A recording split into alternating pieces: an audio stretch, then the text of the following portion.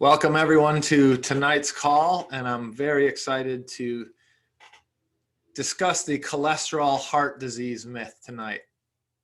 And this is the book that I never wrote. Those of you who know me or have been following me for a while know that I have an international best-selling book called The Autoimmune Answer.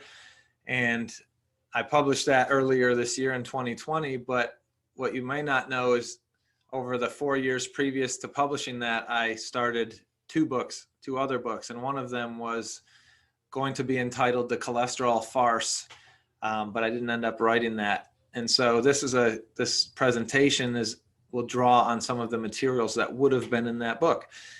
And so the cholesterol heart disease myth is exactly that, a myth, and we'll dig into why that is true tonight.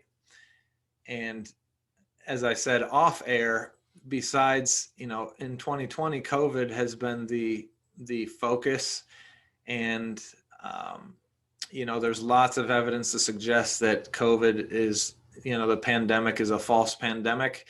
And I was saying off air that the cholesterol myth rivals COVID in terms of the farce and dominates it because it's been around for so much longer, all the way back to Ansel Keys. So if you search Ansel Keys and the 100 Nations study, you'll find the beginning of the cholesterol myth. And so as we get going here, I just want to give the disclaimer that before making any changes to your lifestyle or your healthcare plan or your medications, you should first speak with your primary care provider that's presiding over your case and is prescribing you your medications or recommending your supplements or whatever you're doing. Don't take the information from this call and make any change to what you're doing from a healthcare perspective without first discussing it with your primary provider and agreeing together in partnership what the right thing to do is. All the research I share on this presentation, is my interpretation of the research, is the best I can do up to this point and is current up to this point. If you're watching this later, please look for more recent papers and interpretation. So let's dive in. The conventional dogma regarding cholesterol is that the higher your total cholesterol is, the higher your risk of death from all causes. And specifically, if you watch TV, the commercials are focused on heart disease, specifically heart attack and stroke, right? And so the mantra is you go to your yearly physical with your GP, they run their labs, which includes a lipid panel. And that lipid panel consists of total cholesterol, HDL, which is the quote unquote good cholesterol, LDL, the quote unquote bad cholesterol, and triglycerides. And it's kind of an aside, but quickly, there's no good or bad cholesterol. They're both essential. They're only good or bad they're only deemed good or bad by conventional medicine because the bad, quote unquote, or the LDL takes cholesterol from the liver out to the periphery to patch holes or heal from things. And the quote unquote good cholesterol takes cholesterol from the periphery back to the liver to be recycled. We need both. And depending on where you are from an inflammatory standpoint, those things will be in different ratios to each other. And so what we're going to talk about today is the cholesterol panel is better viewed in a clinical setting as an inflammatory marker than it is as a trigger to prescribe a statin drug or not. Now, conventional medicine and the media, the dogma is the higher your cholesterol, the higher your risk of death. So ask your doctor if this drug is right for you. Go get a statin to lower your cholesterol, which implies you would be lowering your risk of death and, therefore be healthy, right? And the image that has been promoted since the 60s and 70s is that cholesterol clogs your arteries. They show a pipe, a plumbing pipe, and they show it clogged. And that's the image that they've burned into the American brain. The higher your cholesterol, the closer your pipes or your blood vessels, your arteries are to being clogged, the closer you are to a heart attack or a stroke. Is that accurate? That's what we want to investigate tonight. But we have to always remember that there's a financial incentive behind all the messages that the media is giving us, that the pharmaceutical companies are giving us.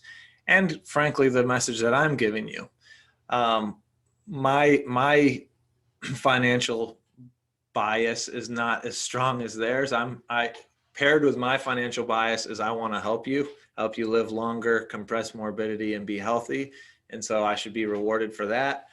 Theirs is more about, hey, if we can get the entire population on a medication that they take for the rest of their life by scaring them about having their pipes clogged, then hey, we make a lot of money. Their goal isn't you being healthy. Their goal is you being a returning customer forever. And so they've taken it to the point where the doctor doesn't even have to market. The pharmaceutical company markets to the doctor by propagandizing you into thinking, hey, I should ask my doctor if I need this, right? It's easy. The doctor's just there to be a vending machine for the pharmaceutical company, and the commercials do the work to get you in there. And it's interesting to note that the United States and Australia are the only countries in the world that allow pharmaceutical advertising on television. Guess which two companies use the most pharmaceutical drugs?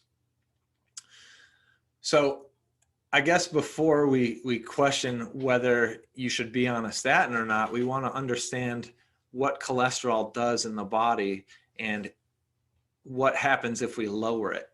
So what is cholesterol used for in the body? A better question is, what isn't it used for? And so this graphic here shows you steps 1 through 40, of cholesterol synthesis and all the things along the way that cholesterol is needed to make in your body.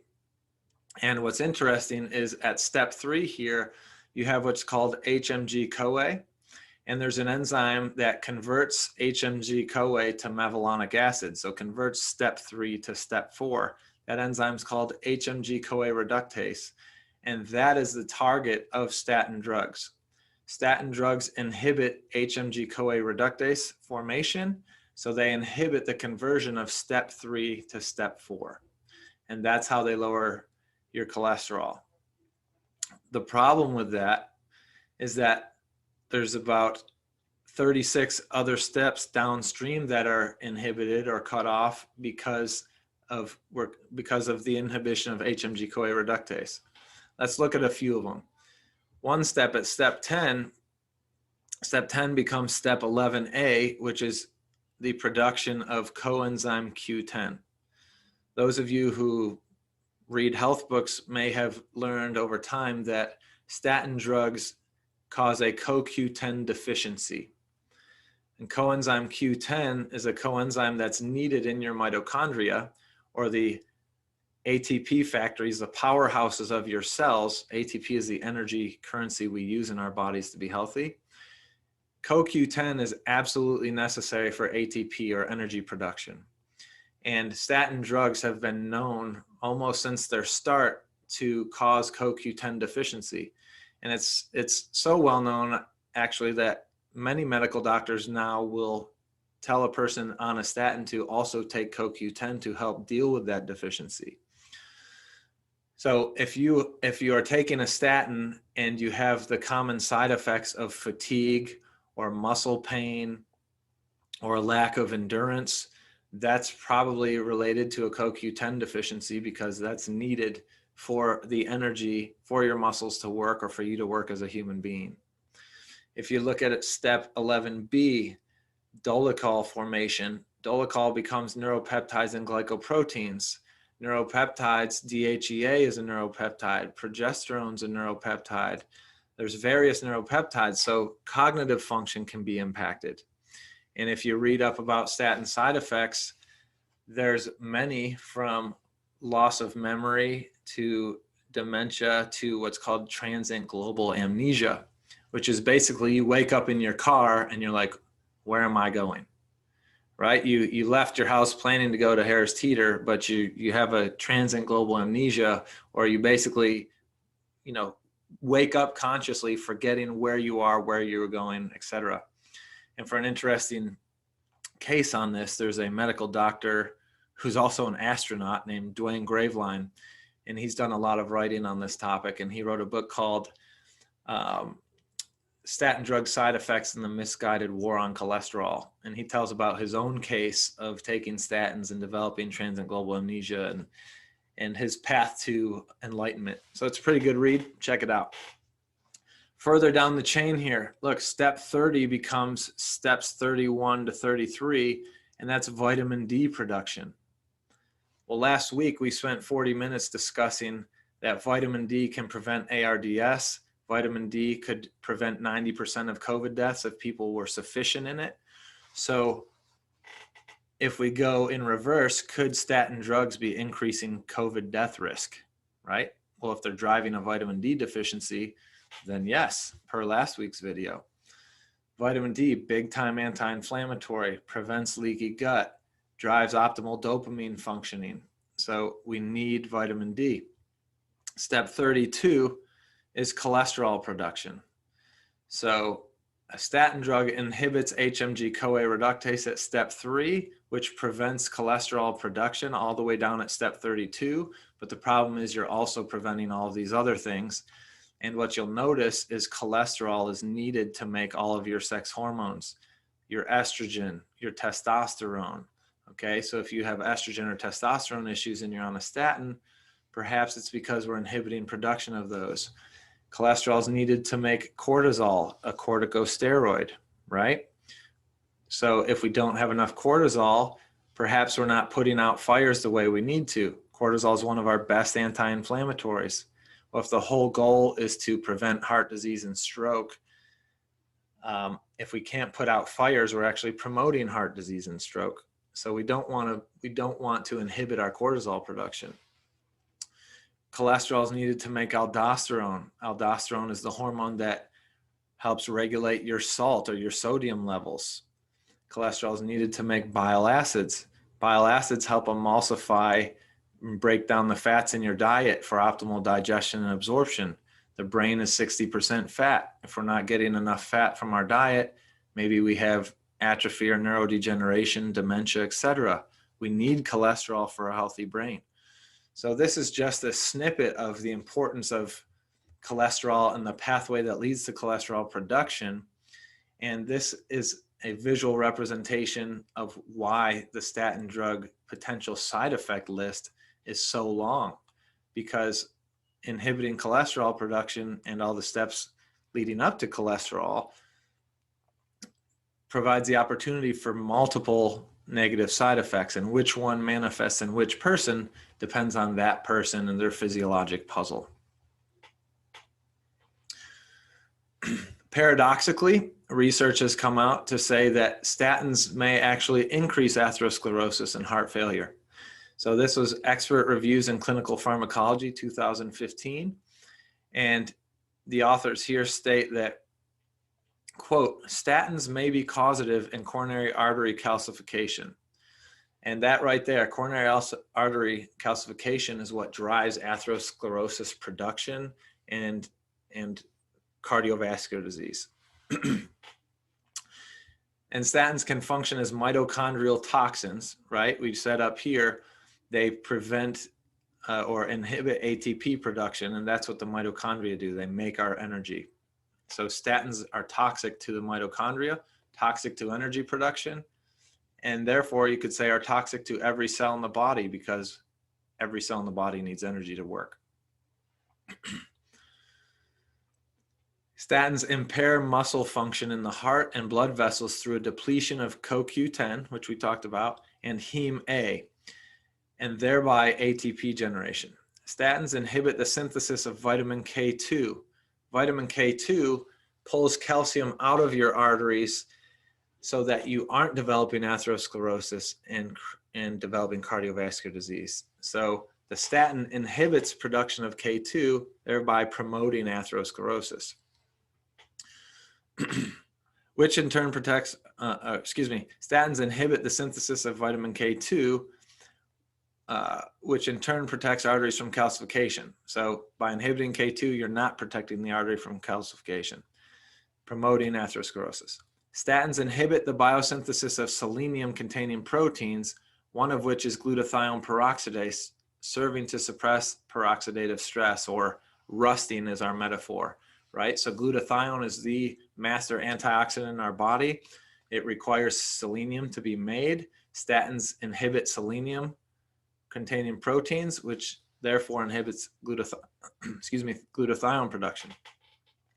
Again, we've covered on previous videos that glutathione is a key nutrient for prevention of COVID. So another way that statins could potentially indirectly increase COVID risk.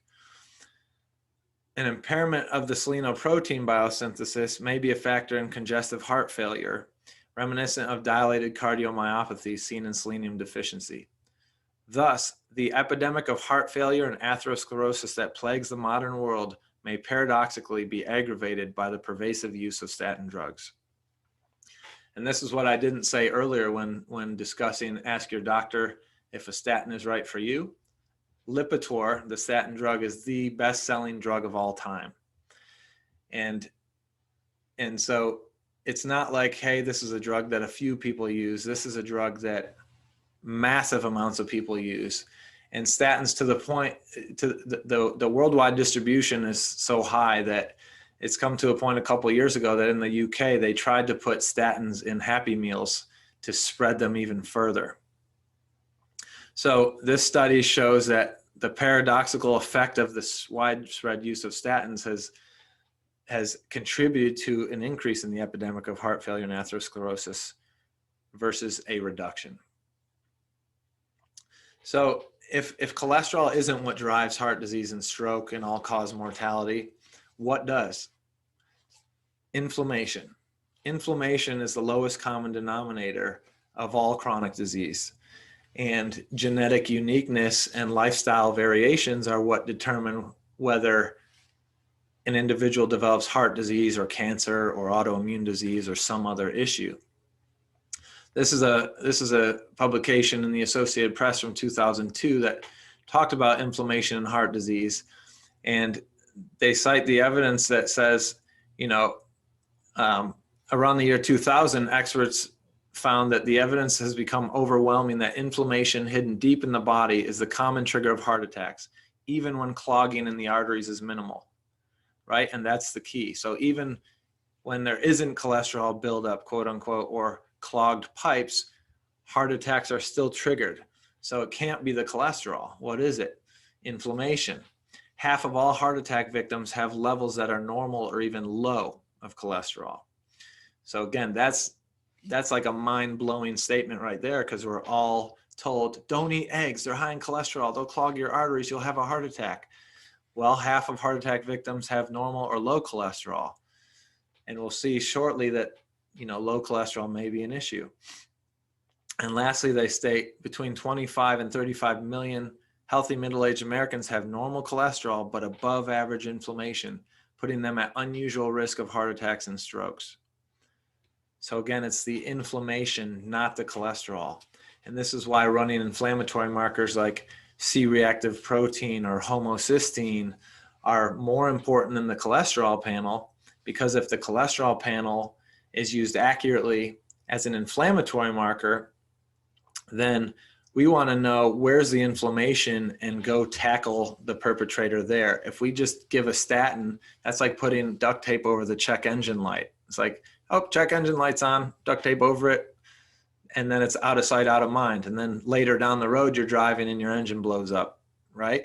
Whereas if we would honor that check engine light, go to the mechanic, get it taken care of properly, your car's functioning better today and down the road. Same idea with your body. The lipid panel should tell us if cholesterol is high, should alert us to look at other inflammatory markers that could tell us more. Things like the C-reactive protein and the homocysteine, which are independent risk factors of cardiovascular disease and dementia, and much more strongly correlated with all-cause mortality than the lipid panel. So if high cholesterol doesn't cause heart disease and stroke, what does? Or in another way to say it is, if we shouldn't be lowering our cholesterol with statin drugs, why not? Okay. And so in 2019 in Nature Scientific Reports, this study was published, and this study looked at 12.8 million adults. So looking at 12.8 million people is a very, very solid data set and allows us to make strong conclusions. And what they wanted to compare was the total cholesterol of the individual and their all-cause mortality risk based on sex and age. So they basically said, hey, let's look at cholesterol and risk of death from all causes. And does the chart look like this, right? Are we right in assuming that the higher the cholesterol goes, the higher the risk of death from any cause, not just heart disease and stroke? Or is it a different shape? And so that's what they looked at. And so what they found was no, that this chart is wrong. It's not a linear progression. It's actually U-shaped. And as you can see here, these graphics are pulled right out of the study. These are the true cholesterol all-cause mortality curves. And what's interesting is the number that is healthy, right? We're told, if you've ever had labs done, you can look at your lipid panel and you'll see where your cholesterol, HDL, LDL, and triglycerides are listed. And on the right-hand side of your piece of paper or your portal on your phone, wherever you're looking, on the right-hand side is the quote-unquote normal range. And the normal range for total cholesterol for just about every lab in America is less than 200. That's what they have it listed at. So if you're above 200, if you're at 201 or 358, you're lab high, right?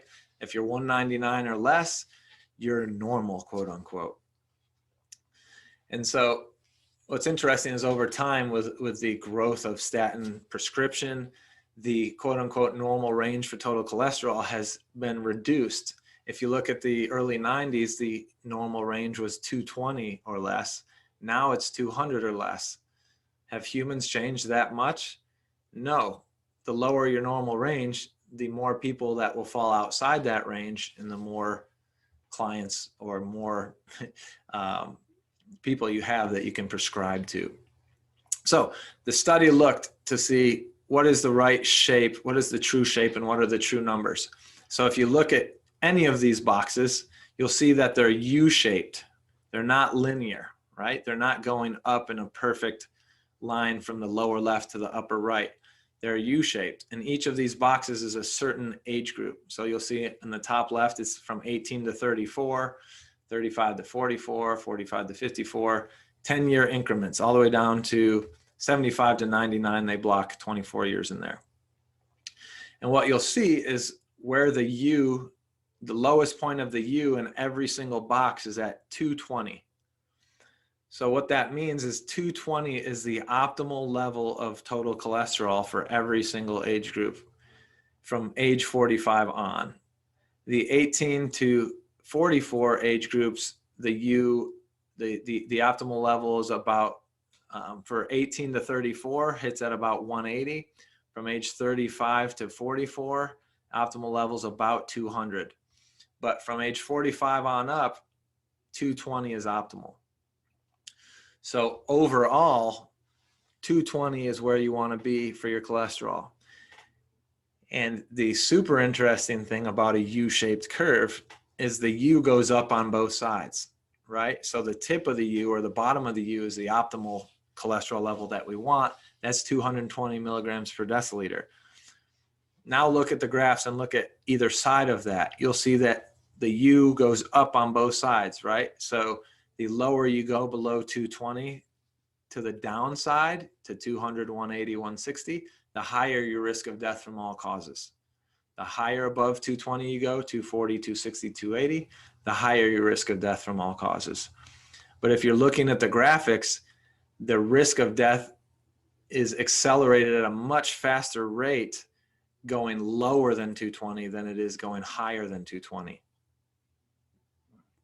So this is very interesting because America's focus and basically the pharmaceutical communication is everyone should be below 200. And essentially you should ask your doctor, do I want zero? Like, what's our goal here, doc? How low do I want it on my statin? Like, do you want zero cholesterol? Well, no. If they say yes to that, you should run, right?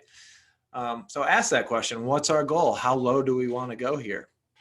Because These statistics say the lower you go below 220, if you're age 45 and up, the higher your risk of death from all causes.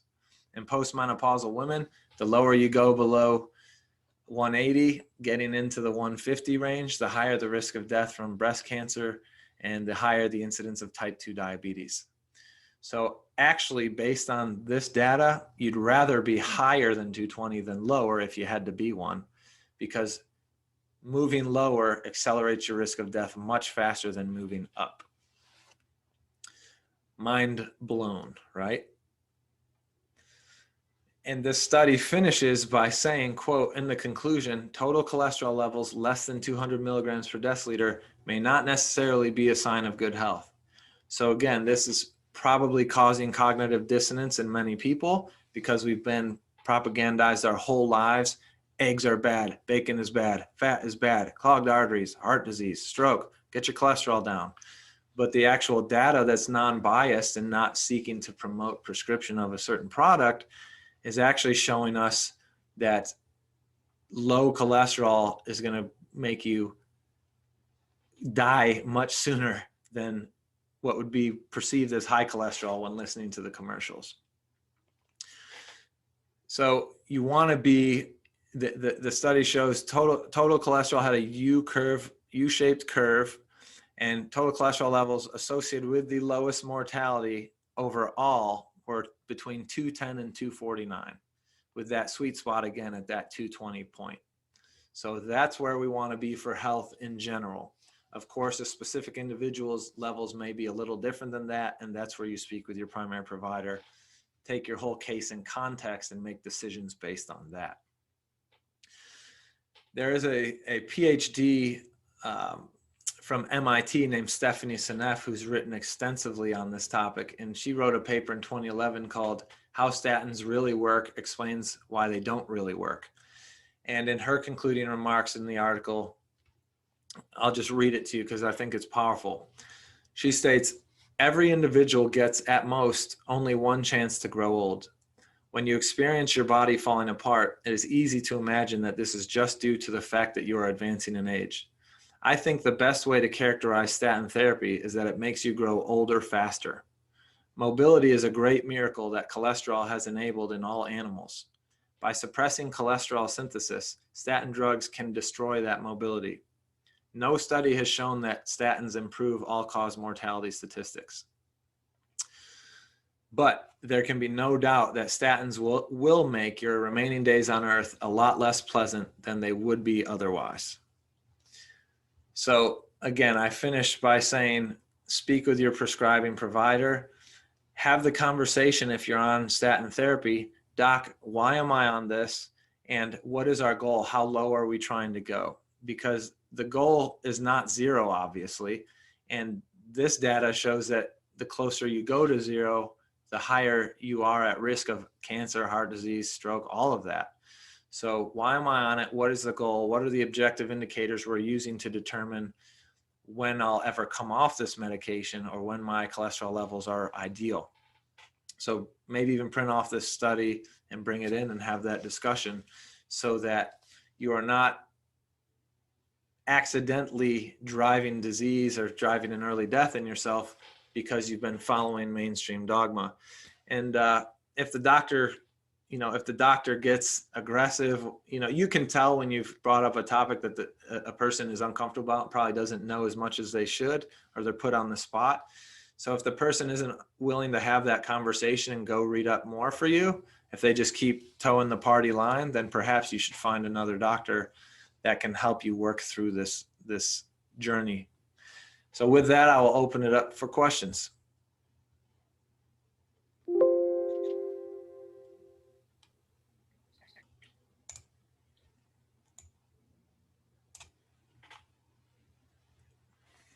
Okay, doctor.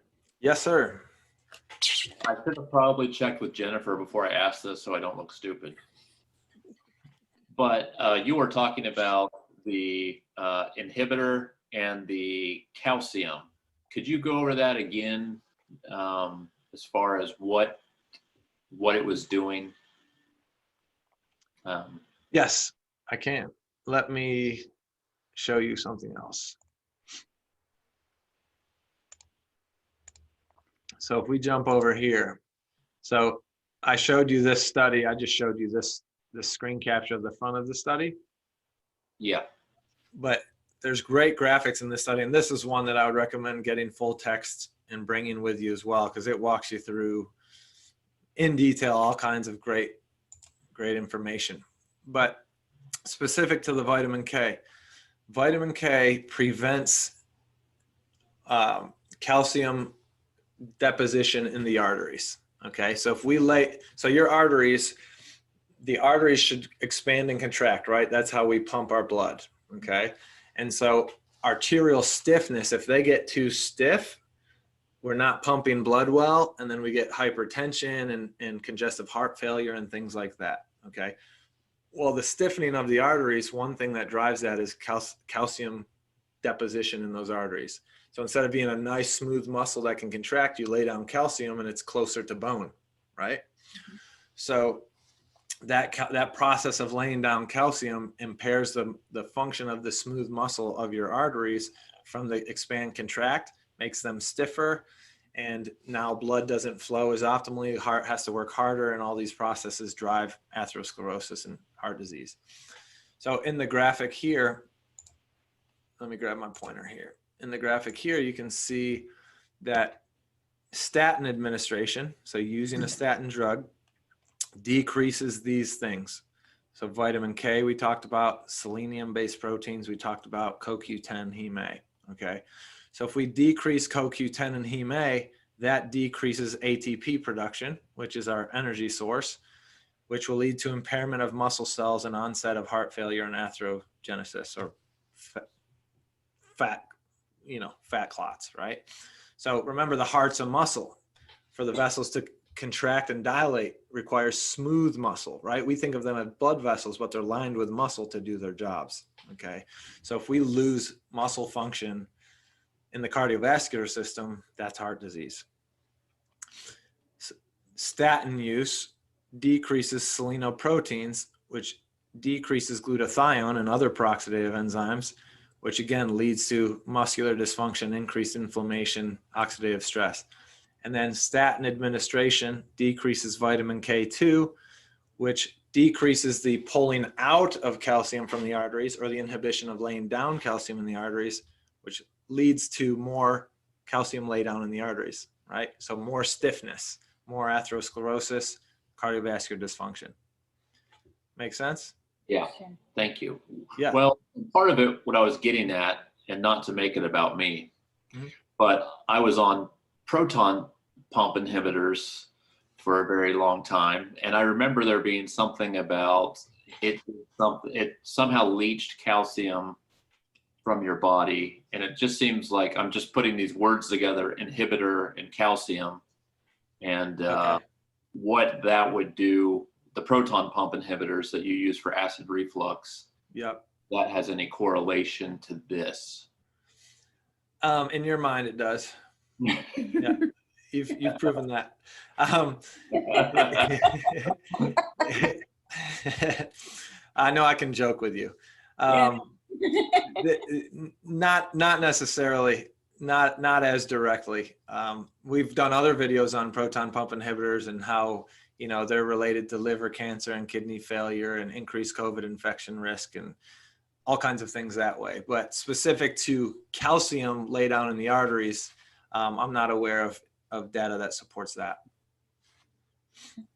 But hopefully that question led to people understanding this better. I have a question. If you fix your immune system, can you reverse some of the damage? Some of what? Say you've got those hardening of the arteries. Yep. Can that be reversed? Yes. Well, hypothetically it can. I don't want to give you a firm yes there, but so the immune system is involved in the process because of inflammation, right? That's what I meant, inflammation. Yep. And so you actually have immune cells called macrophages that in the vascular system can become foam cells, and they contribute to atherosclerosis. So, in this scenario, what we'd want to do is decrease inflammation, and in so doing, we're decreasing the immune contribution there, right?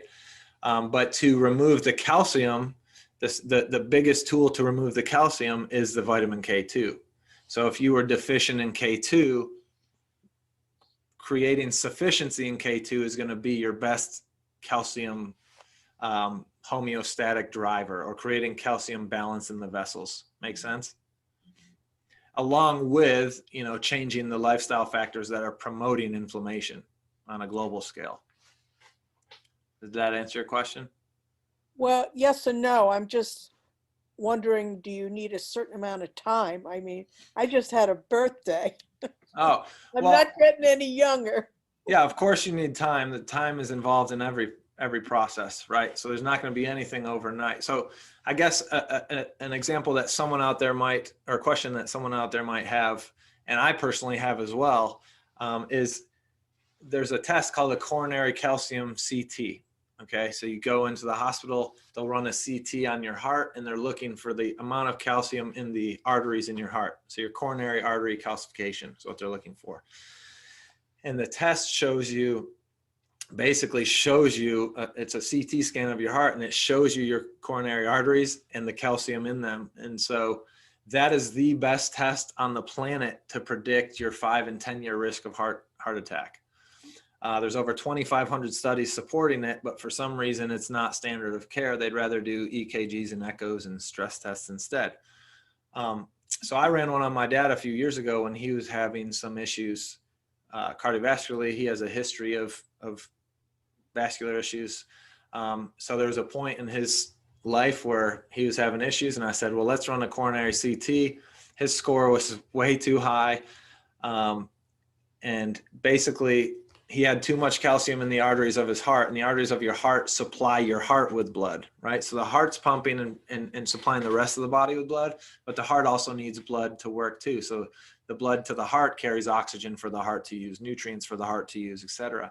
So if your coronary arteries are calcified, now you're not supplying the heart with blood well, and that's a muscle that never shuts off, right? So if you've ever experienced lactic acid burn in your legs because you pushed running hills or whatever, imagine your heart feeling that, and it can't stop to rest, right? So I have never seen a study, and I wish they do one, that found people with high coronary calcium scores and then used some sort of treatment plan of vitamin K2 and then coronary CT'd them, retested their coronary calcium scores to see, hey, does bringing up their K2 levels change the coronary calcium score? And I wanted to do that in my dad, but your parents are your worst patients, and he wasn't as compliant as I wanted him to be, as long as he needed to be to redo that test. So I've got one or two other, of those cases on tap that I'm hoping will be compliant long enough to get us there, and maybe, on a case study level, give us an idea. But, we can all just do a thought experiment and say that would probably be a good thing, right? Definitely, if you're K2 deficient, we want to bring you to sufficiency and remove as much as we can, even if it's not enough to visually change a coronary calcium score. So yes, it takes time, but the best time to start is now. Was this study done on Lipitor only, or are they talking about all statins like Crestor and et cetera?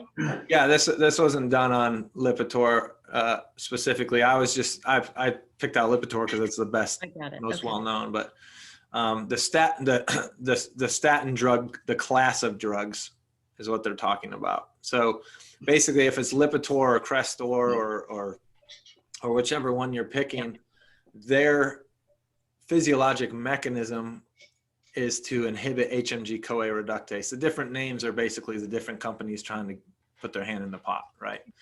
So it's the statin class that they're looking at. They all are going to do this if they're HMG-CoA reductase inhibitors.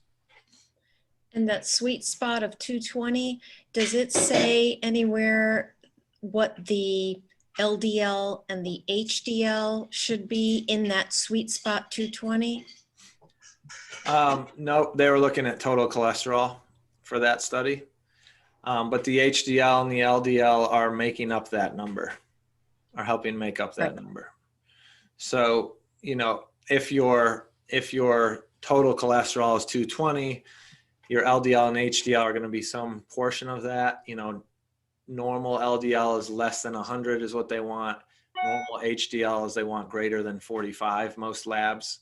So, depending on where you are physiologically, it's going to be some combination adding up to that number or close to that number. There's also VLDL and other smaller fragments that are part of the math. But, if your LDL is high and your HDL is low, again, that's telling us something. That's saying the body's sending more cholesterol to the periphery than it is back to the liver, right?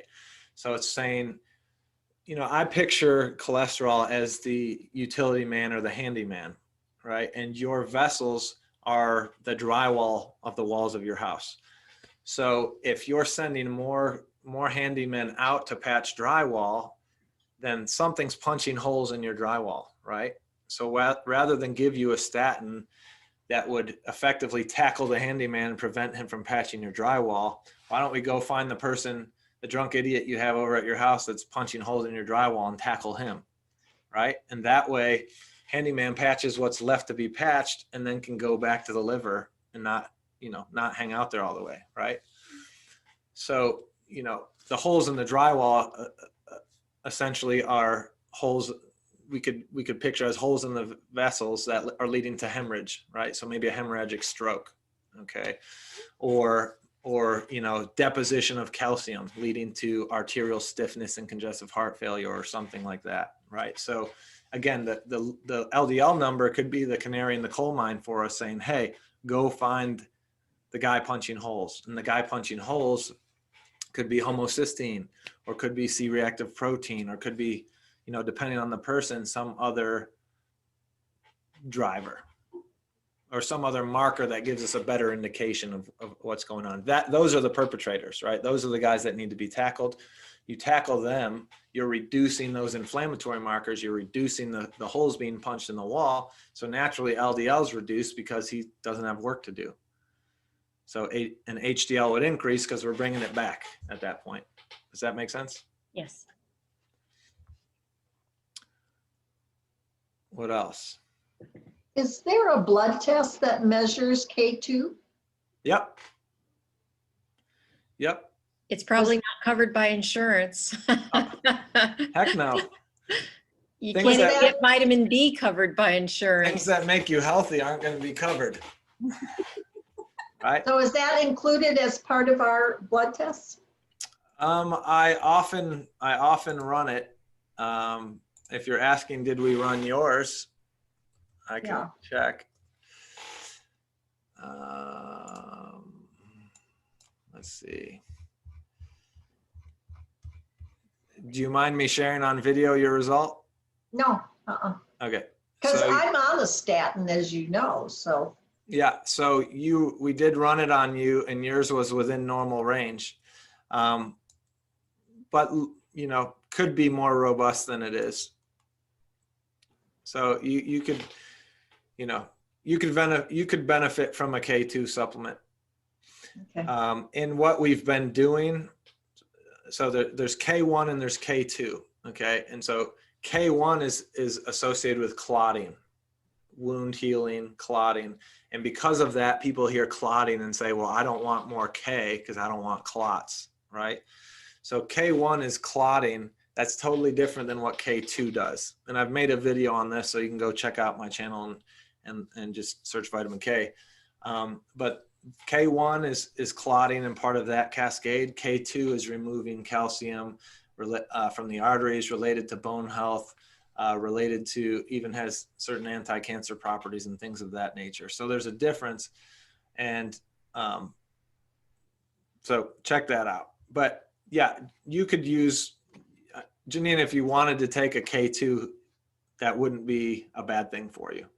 Okay. And has your doctor told you to take, your prescriber told you to take a CoQ10? Mm-mm. Yeah. So, No, you no know, one has, and I've been on it for, gosh, probably 10 years. yeah. So CoQ10, that could be playing into a lack of energy, compared to what you're used to, right? Yep. So CoQ10 could be beneficial for you as well. Well, my intent is to get off all the meds, so. Yes, I know that. And those are the conversations with the prescribers that you have. I know. And this data is helpful to bring. And it's kind of a good litmus test to be like, hey, will you read this? And if they're like, well, okay. Thank you. You just answered what I needed to know in terms of, do I want to stay with you? Right. So Scott, here's a sentence for you. Statins inhibit vitamin K2 formation and thereby accelerate coronary artery calcification, an important marker for the progress of atherosclerosis. So that was concise. Glutathione peroxidase synthesis inhibited by statins. So, right there for us. And then here, the mortality rates for cardiovascular disease, cerebrovascular disease, and cancer, and all causes were elevated along with decreasing total cholesterol levels below 220. So this is a different study from the one I quoted in the presentation, but again, saying the same thing. The lower you go below 220, the higher the risk of death from all causes. And last, Oh, sorry, go ahead. no, go, you're good. So drugs do get taken off the market. How many studies have to be done? What has to happen for something like that to happen? Oh boy. Lots of people have to die, and they have to prove that it was that. So Vioxx is a good example, right? So there are examples of that, but those would be tighter associations, cause and effect relationships where, there's lots of studies like this, but who has the bigger megaphone, So, and the financial incentive, again, like money wins, so it's unfortunate, but it's not about public health, right? It's about money. If it was about public health, the pandemic everyone would have got free vitamin D, right? But it's not about public health. It's about creating a new needle to ship around the world so someone becomes a billionaire. Same thing with statins. It's not about, we've known for years that this isn't the association, this isn't the angle, it's U-shaped, but we're still seeing statin commercials. I have a couple of good doctors, and my GP is the worst. And he tried to, when I was leaving, say, would you consider going on a statin drug? And I said, now, why would I do that? You just told me my cholesterol was fine. He never said another word. But what I did was I questioned my ENT, who thinks along our lines for the most part. And he laughed and he said, well, statins have gotten such a bad rap. They're trying to reinvent themselves. Yeah. As a drug that will prolong your life. Yeah. And they won't. Don't be fooled. There's all this data and more. So, the longest life is the best way to have a long life is to be on no medications, right? How did God create us? Medication free. So, whenever man intervenes, things go downhill. So yes, there's a time and place for medications and for surgery and all that, but in very few instances is being on a medication for the rest of your life going to lengthen your life. Okay. From a statin standpoint, this data would suggest it's not going to. This is the article by Dr. Seneff, and she said at the end there, like I quoted before, it's going to age you faster, and no study has shown that statins improve all-cause mortality statistics, or in other words, decrease risk of death, or help you live longer.